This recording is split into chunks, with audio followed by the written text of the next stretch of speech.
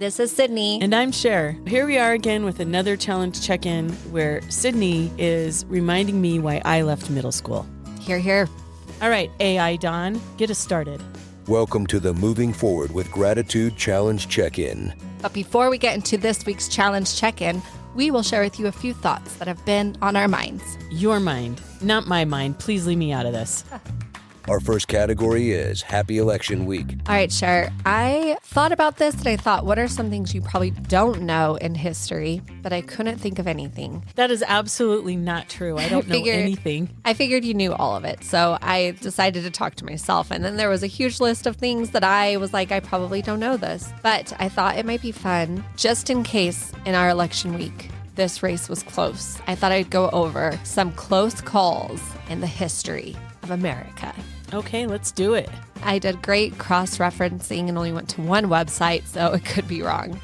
All right. In 1916, the election came down to one state. What state, Sher? It was California. But do you know why I know that? How do you know? Is I just barely heard a podcast like 2 weeks ago about it. And it was because of some shenanigans that happened because somebody got all butt hurt and got their feelings hurt. So the Republicans didn't support the Republican nominee. That's exactly what this article said. Bam. Well done, history teacher. What I learned here is that now California has a 54 electoral vote, but back then it was only 13. But that 13 still was what decided the presidential race in 1916 between Woodrow Wilson and Charles Hughes. And we ended up with Woodrow Wilson, one of the worst racist presidents we've ever had in all of history. Look it up. Come on, California. He won by 3,420 votes. That's wild. That is. But not as wild as 1884 between Grover Cleveland and James G. Blaine from Maine. What was interesting about this is that Cleveland had a clear win. There was zero chance of the other candidate winning. Nobody even thought James G. Blaine had a shot in the world. But then, scandal. Cleveland was accused of having a baby out of wedlock and abandoning the mother. So cartoons started going around with a boy crying, "Mama, where's my pawpaw?" And that was a very close race with only a difference of 1,047 people. Holy cow, that is close. I know, especially when they were expecting it to be a clear winner. But those don't compare to 1876. The Republicans win by one electoral vote.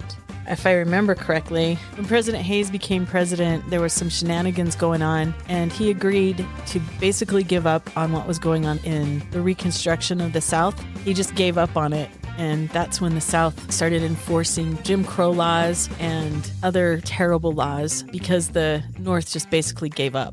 But hey, we got a president. What I learned from reading this is that there's never been an election that doesn't have scams and people playing dirty. The drama's always been there, even in the 1800s.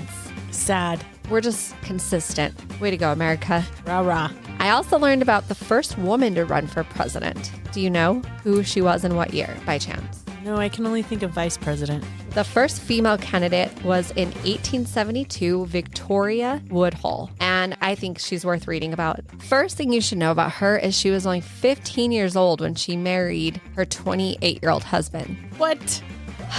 Heavy sigh. He should have been thrown in jail. He should have, but he was not. But he was a drunk, so maybe that made up for it. This is a horrible story.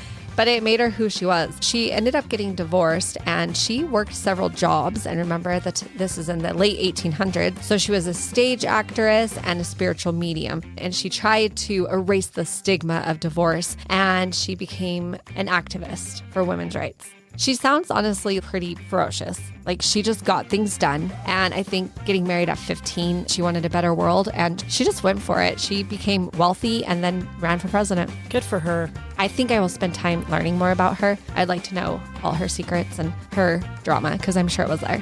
Oh, I'm sure it sounds like it. She did not win. I did know that. But since it's election week, Sher, I just knew you would have a quote that was uplifting and actually anchoring in freedom. So I'll let you say that instead of my random facts that everyone needs to know. The quote I thought of is from Brigham Young, and it doesn't matter who you vote for or what side you're on. Yes, it does. Here's something that everyone can think about that might give everybody comfort.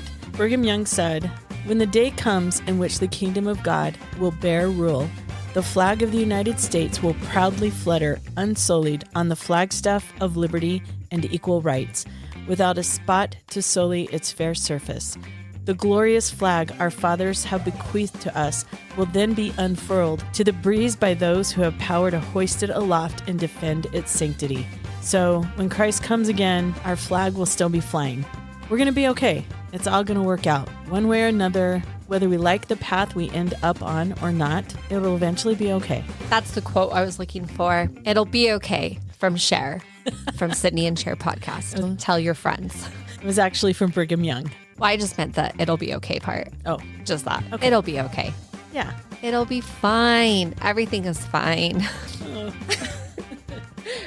And now for our challenge for this week, which really is a challenge for the whole month. To every day spend time reflecting on something that you're truly, sincerely grateful for.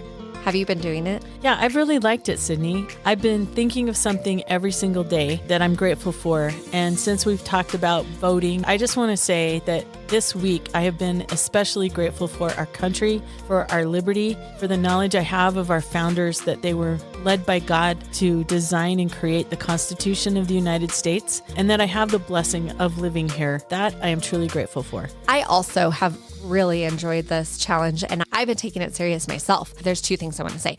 One is that I think I could be really sucked into social media right now with the election, but I've been preparing for a podcast instead. And I want to go and dig in and see what people are saying, but I'm like, oh, I've got to prepare. So I felt really grateful to be doing this with you, Sher, because I don't have time to fall into the conspiracies that I love so much. Instead, I've been learning about God. So I'm grateful for that one. But I have to tell you the other one because I woke up happy, but then I heard our dog whining today too early.